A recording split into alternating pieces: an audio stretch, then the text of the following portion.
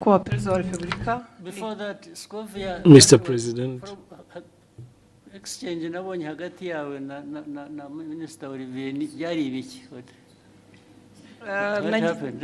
Ndi interested kumenya kuko nayo ukurikiranye nkagerageza kureba ikibazo kirimo nkakibura.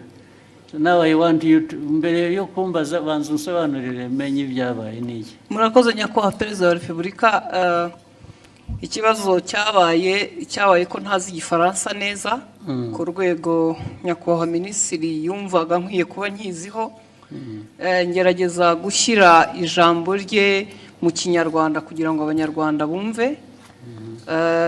Aje kunsubiza ko ntabikoze neza, hari ku cyumweru yakosoraga Ikinyarwanda ni ukuvuga ngo hari message yari yanditse cyangwa ubutumwa mu Gifaransa, asubiza yavugaga kuri ishu ya Kongo, hari abo yari ibyo yasubizaga tugerageza gushyira mu Kinyarwanda. Ngira ngo ntitwabivuga neza nk'uko Igifaransa kibivuga tugenekereje. Ariko se kuvuga neza hari icyo mwanyuranyijeho se cyo yavugaga?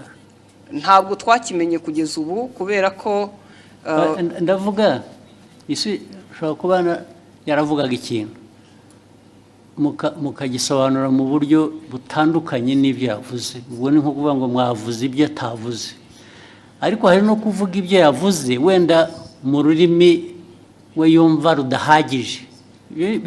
Biratandukanye. Yego, icyo cya kabiri nge nta kibazo mbonamo kuba wavuga ibyo navuze. N'ubu ngubu nimuva ugenda ugasobanura ibintu navuze cyangwa nashubije mu nzira iyo nabishyiragamo, ariko wenda ururimi rukagobwaho akantu gato, ntabwo nge nabibonamo ikibazo. Ariko ugiye ugahindura ibyo navuze Yesu ukavuga ko navuze no, ubwo biba byahinduye isura. Aho niho nagira ikibazo. Niko byagenze or what happened?